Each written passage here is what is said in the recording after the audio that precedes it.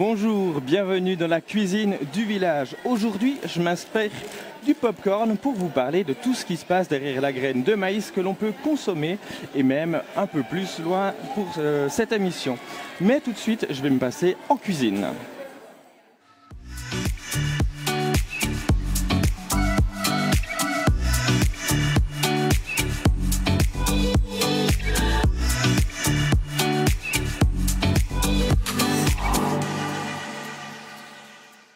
Pour parler du maïs, j'ai avec moi trois experts.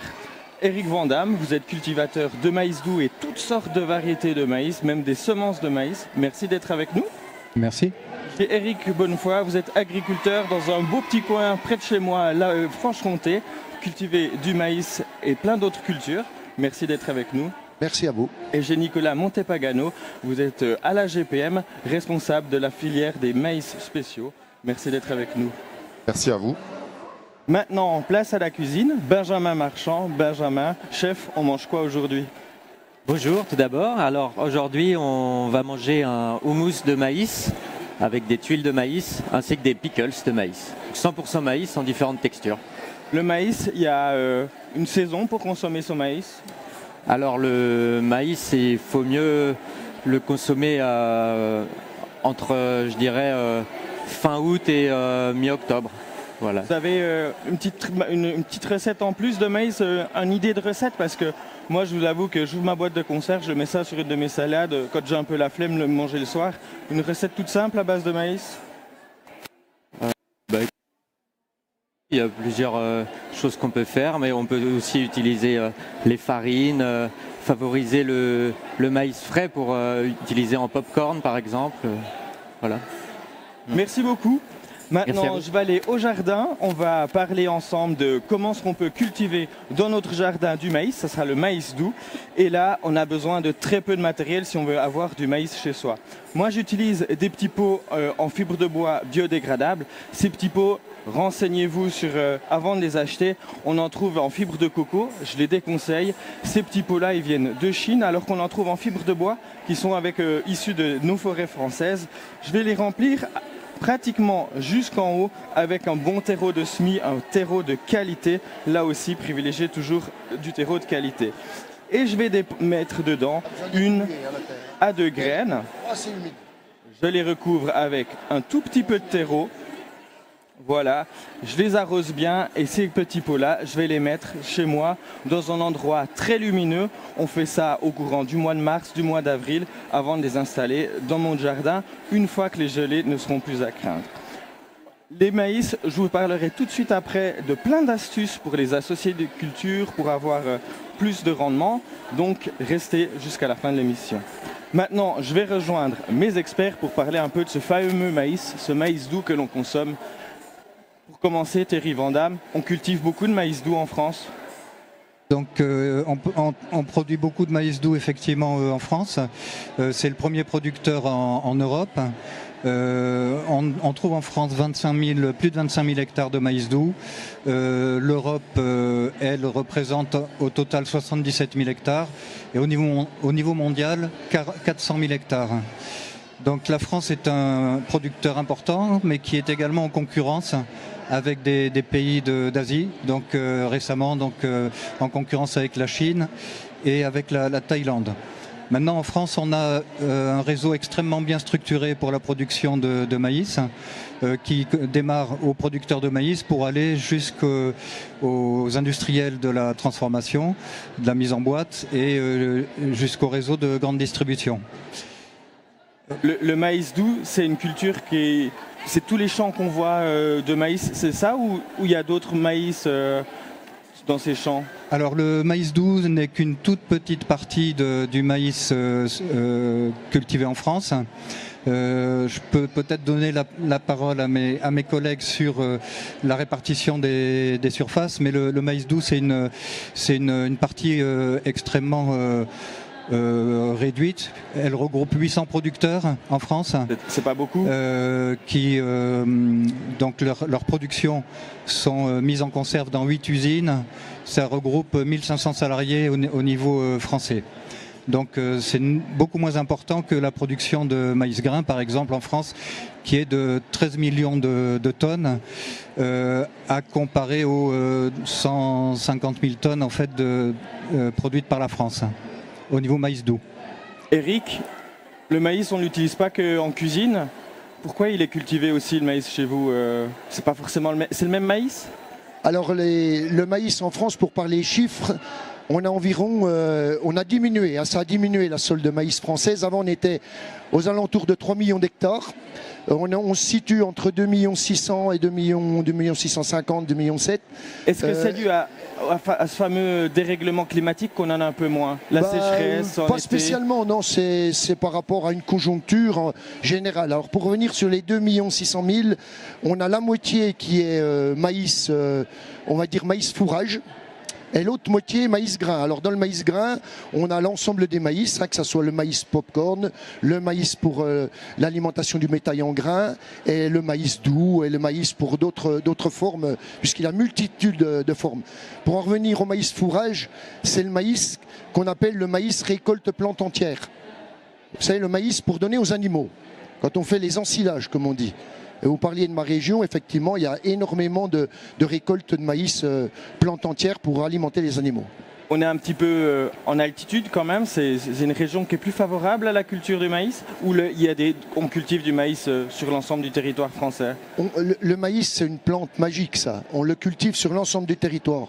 Que ça soit depuis, moi comme je dis, depuis la Bretagne jusqu'à mon département, qui est le département du Doubs, puisque je crois savoir qu'on est presque voisins. On est voisins en fait, entre nos massifs. Nous, pour parler de ma région, qui est une région de polyculture, la Bourgogne-Franche-Comté, il y a une particularité. Vous savez qu'on a la région Franche-Comté, Bourgogne-Franche-Comté, mais principalement la Franche-Comté, c'est le territoire du comté.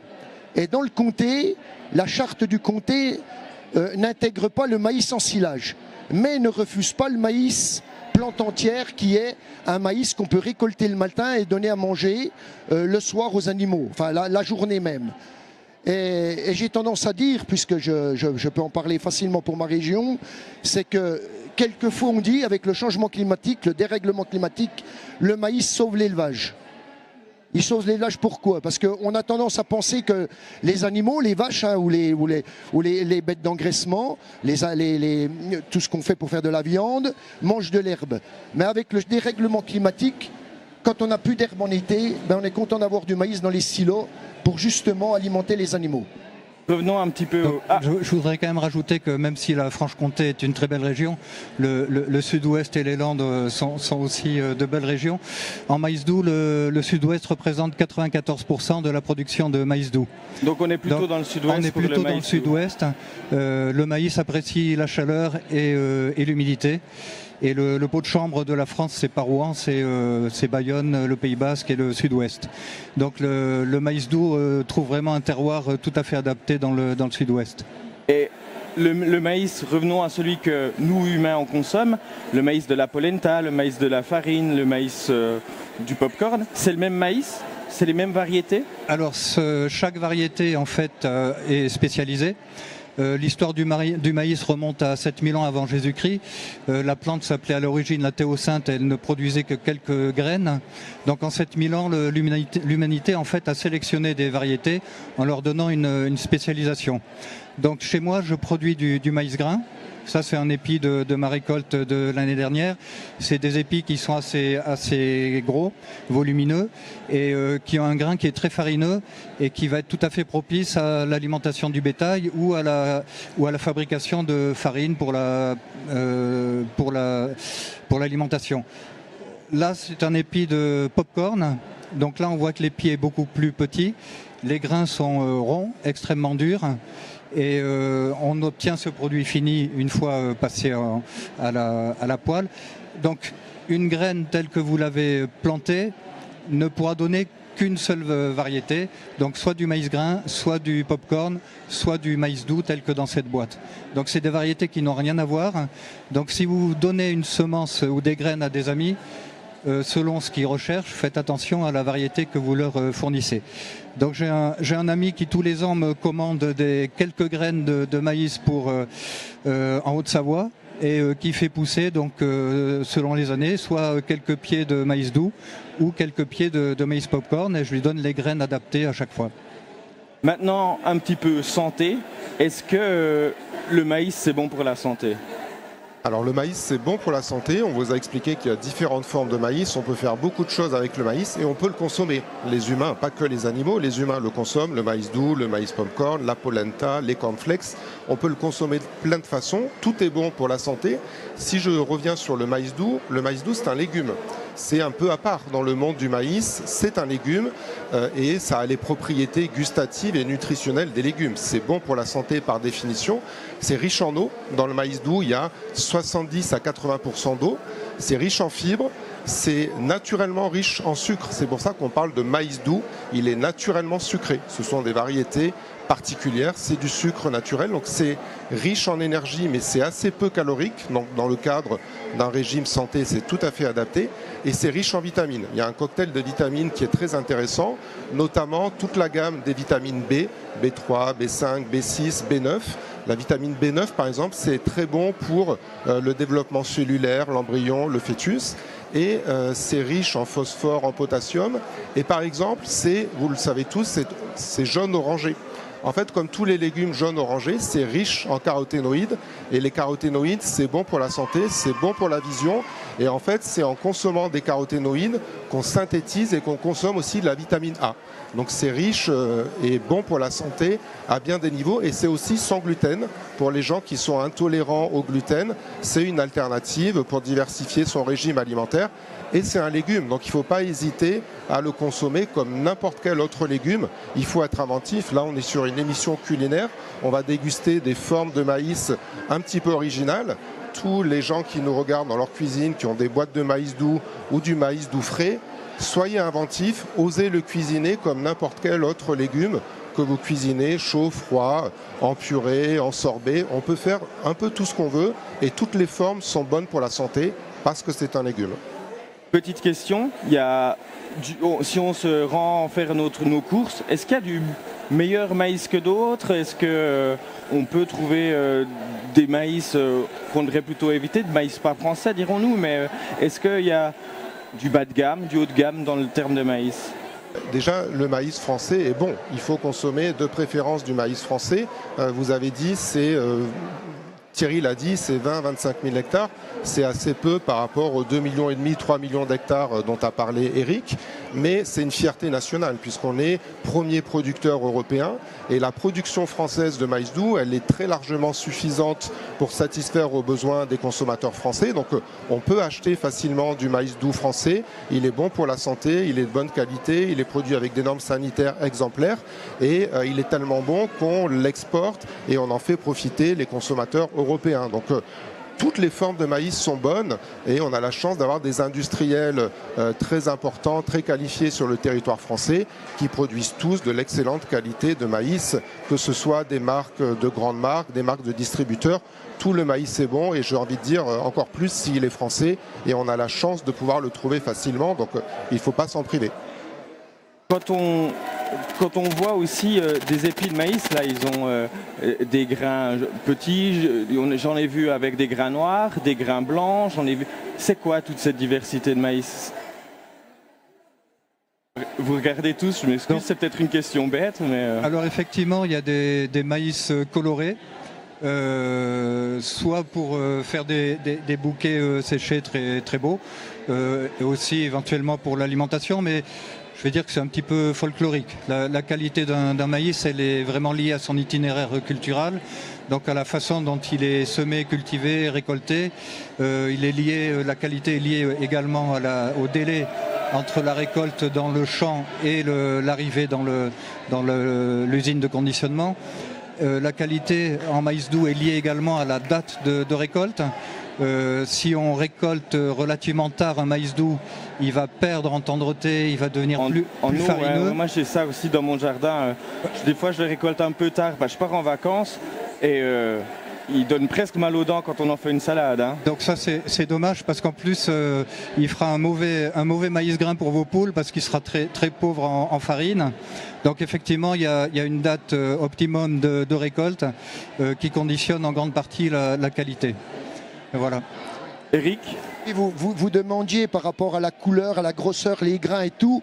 Il y a quelque chose que toutes ces variétés ont en commun. C'est le fait qu'un maïs, c'est surtout une plante, parce que le thème sur le stand d'à côté, c'est la décarbonation. C'est de se dire qu'un maïs, pendant son cycle de végétation, un maïs, ça se plante au printemps, hein, avril, mai, pour être récolté au mois de septembre ou octobre. Suivant s'il est en plante entière, qu'il se récolte avant qu'il soit tout dur, ou alors en grain pour d'autres formes. C'est que surtout, alors on dit souvent, pour comparer par rapport à la décarbonation, c'est qu'en fait, il capte du CO2 et il rejette de l'oxygène, mais surtout, il stocke du carbone dans le sol. Et ça, aujourd'hui, par rapport à ce qu'on dit pour que ça soit bon pour la planète et tout, c'est très important. Et en fait, rappeler qu'aussi, par rapport à l'irrigation, on en parlera juste après, ouais, mais là, il y a des très bonnes odeurs qui nous viennent de la cuisine, donc je vais aller faire un petit tour en cuisine. Chef, ces odeurs m'appellent, j'arrive gentiment vous voir. Oui, tout se passe bien. Qu'est-ce qui se passe? Alors là, vous voyez, je suis en train de continuer mes petites tuiles à base de farine de maïs. D'accord. Comment est-ce qu'on a fait ce mélange pour les faire? Alors on prend farine de maïs qui est ici. Ça se trouve facilement, tous ces ingrédients? Oui, aujourd'hui ça s'est beaucoup démocratisé dans tous les... Au moins, vous avez la garantie dans les rayons bio de toujours d'en trouver. Il y a également de l'huile de tournesol. On peut utiliser n'importe quelle huile neutre. D'accord.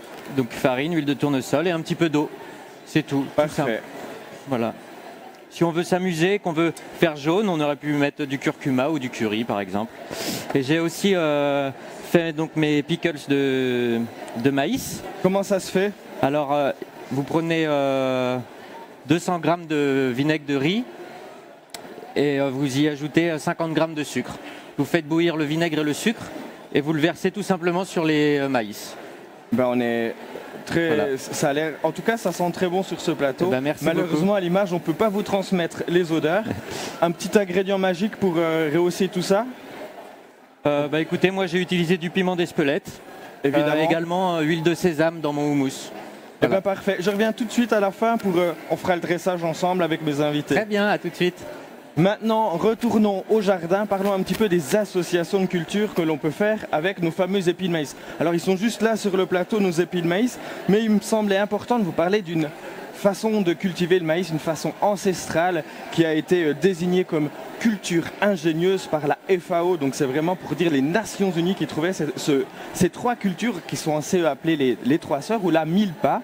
Milpa, ça veut dire mille semés et pas vert. Donc on va essayer de semer ces trois cultures plus ou moins ensemble. En premier, on va mettre notre plant de maïs dans son jardin. Ensuite, on va mettre à côté quelques graines de haricots et on va aussi semer un pied de courge ensemble. C'est des associations qui seront bénéfiques. Les haricots, comme toutes les fabacées, ont des nodosités. Donc, c'est des petites bactéries qui vivent sur les racines de ces plantes. On peut avoir les fèves, etc. Et elles vont fixer l'azote dans le sol. Et elles vont pouvoir profiter du maïs, qui est une plante qui peut mesurer jusqu'à 2 mètres, parce que ces haricots sont des haricots grimpants et ils vont pouvoir profiter d'un support.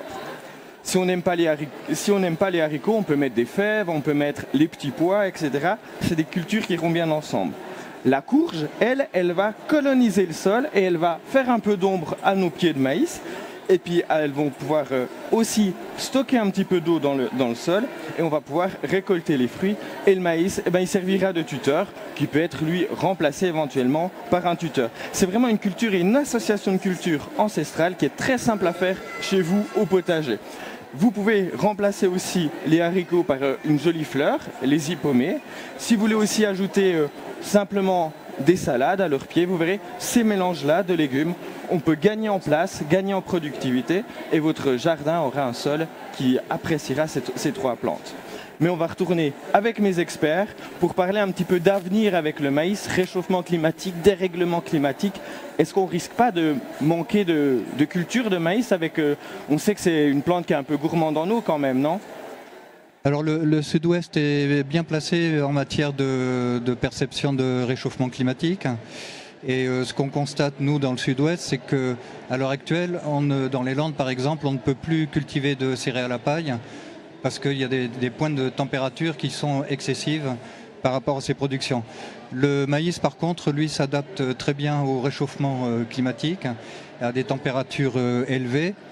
Il y a une période sensible qui est la période de fécondation du maïs, autour de mi-juillet, où là, effectivement, on peut avoir, quand les températures dépassent 40 degrés pendant plusieurs jours, on peut avoir sur certaines variétés des difficultés de fécondation. Si vous montrez votre maïs, oui. Moi j'ai des fois ça dans mon jardin, ça a été mal pollinisé, c'est ça ? Bien vu, c'est un défaut donc ça y est, de fécondation, pardon. Et là, en fait, l'épi, quand il commence à se former, les grains ne sont pas encore là. Il y a des soies, donc des espèces de filaments qui dépassent, qui reçoivent le pollen des fleurs mâles. Avec des abeilles, mais aussi naturellement, puisque la fleur mâle est juste au-dessus de l'épi. Mais ces filaments, si la température monte de façon supérieure à 40 degrés pendant plusieurs jours, ils peuvent se dessécher avant d'avoir fécondé. Et là, typiquement, il manque une dizaine de grains suite à un défaut de fécondation. Donc là, moi, dans mon jardin, je peux un peu le secouer pour que le pollen il tombe sur les feuilles. Il y a des choses à faire comme ça ? Il faudrait surtout apporter de l'eau. De façon à ce que le maïs puisse faire fonctionner l'évapotranspiration et faire baisser la température de l'air autour de la plante. Donc effectivement, il est important d'avoir de l'eau disponible en été de façon à ce qu'il n'y ait pas de stress hydrique pour la plante et qu'elle puisse absorber les aléas climatiques. Nicolas, je me retourne vers vous. Est-ce que c'est intéressant pour un agriculteur en termes de revenus, en termes de ça, de produire du maïs doux ? Est-ce que vous cherchez du monde pour produire du maïs doux ou vous êtes autonome Oui, le maïs doux, c'est une culture parmi d'autres cultures dans les exploitations. Ça a la particularité, je ne l'ai pas dit, on ne l'a pas dit, mais en France, on produit du maïs doux. On produit du maïs doux qu'on appelle maïs doux pour l'industrie. C'est-à-dire que les agriculteurs signent des contrats avec des industriels, on les connaît bien, il y a plusieurs marques bien connues, elles sont toutes en France. Donc oui, ils signent des contrats tôt, avant les semis, donc ils ont une visibilité sur la rémunération qui sera la leur s'ils produisent la quantité qui est demandée, si toutes les conditions sont réunies. Donc oui, c'est intéressant, ça peut être intéressant, mais ça donne surtout de la visibilité économique sur l'exploitation puisque c'est contractualisé et ils savent à l'avance la rémunération qu'ils pourront dégager. Donc oui, c'est intéressant. Donc je pourrais compléter donc ces informations. Ici, on a une boîte de maïs doux que je la tiens. Voilà, merci, oui. Que j'ai acheté dans une grande surface. Donc une boîte d'un quart, de 250 grammes, on la paye entre 1 euro et 1,50 € à peu près. Et sur 1,50 €, ce qui revient en termes de production pour l'agriculteur, c'est les deux petits traits qui sont en bas. L'année dernière, il y avait 10 centimes qui revenaient à l'agriculteur sur un prix de vente de 1 €. C'était tout à fait rémunérateur pour l'agriculteur. Cette année, 2024, la production va être achetée 6 centimes et là, on est en dessous du coût de revient. À cela se rajoutent donc les aides de PAC dont tout le monde entend parler. Et les aides PAC sur une boîte de maïs doux, ça représente 0,6 centimes. Voilà, donc tout le reste, en fait, c'est la suite de la filière. Depuis la sortie du champ, le transport, le conditionnement en usine, la commercialisation dans les grandes surfaces, tout le reste vient se rajouter pour arriver au prix final. Et ce que je rajouterais, c'est que quand vous êtes devant le rayon maïs doux, lisez bien les petites lignes. Et il y a des vraies différences de qualité entre du maïs doux à 70 centimes et du maïs doux à 1,50 € la boîte.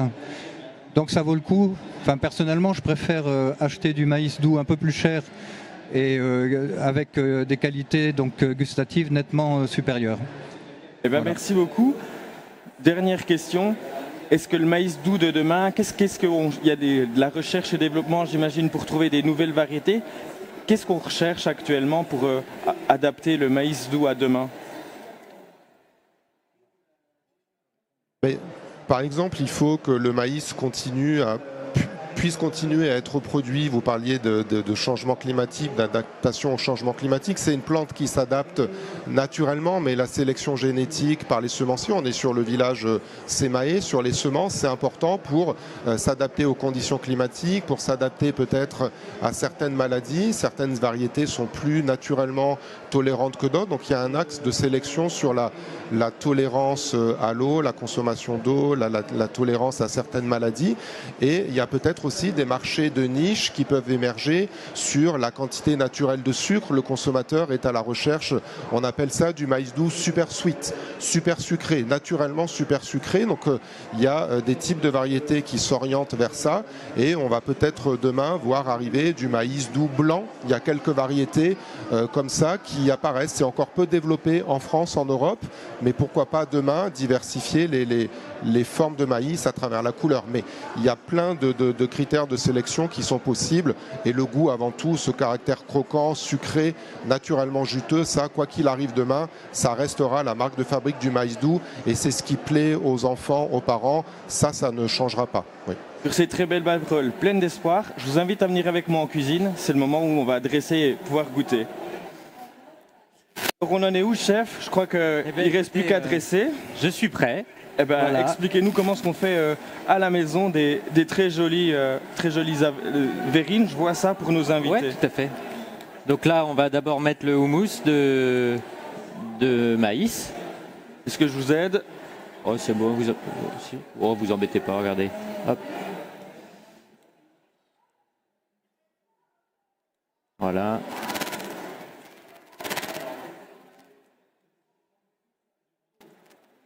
Donc ça a été réalisé avec du yaourt grec, de l'huile de sésame grillée, comme je vous disais tout à l'heure, du maïs. Petit peu des infos pour les gens qui seraient allergiques. Est-ce qu'il y a des choses qui sont importantes à savoir? Est-ce qu'il y a des allergènes potentiels? Eh ben, on va retrouver le lactose du fait du yaourt grec, du yaourt, ainsi que du sésame. D'accord. Le sésame est un allergique. Ça, c'est un chouette petit apéro. Ouais, voilà. C'est fini les traditionnels pop-corn devant une série le samedi soir. On peut toujours continuer à faire du pop-corn. On peut même mettre du pop-corn dans les plats. Mais moi, quand j'ai reçu l'invitation, je voulais faire quelque chose qui change, qui se fasse facilement. Parfait. Et qui permette de faire quelque chose de différent. Moi, si j'ai un prochain rencard, je vous promets que j'essaye de faire vos verrines. Avec plaisir. Regardez, donc voilà, on va mettre les petites tuiles pour le croustillant. En tout cas, ça donne vraiment faim. Merci. Ensuite, voilà. Nos invités, est-ce que vous avez des idées, effectivement? Il y a les petits maïs qui ont été torréfiés là. En tout cas, moi je dis, ça a l'air d'être tout simple à faire. Vous allez refaire ça chez vous? On va faire ça a l'air bon, il y a plein de textures, du croquant, du crémeux, du torréfié, enfin on peut faire plein de choses, hein. C'est ce que je vous disais, oui. Toutes les formes, il faut être inventif, hein. Grillé, salé, sucré, en glace, on peut faire beaucoup de choses. Exactement. Là il y a 4 textures là on déjà. est 100% maïs. Notre émission touche gentiment à sa fin. Il ne me reste plus que moi à vous remercier, à vous inviter à continuer à nous suivre sur les sites et les villages semences et leurs réseaux sociaux. On se retrouve tout de suite pour une prochaine émission, Semer l'avenir. On parlera des métiers de la jardinerie.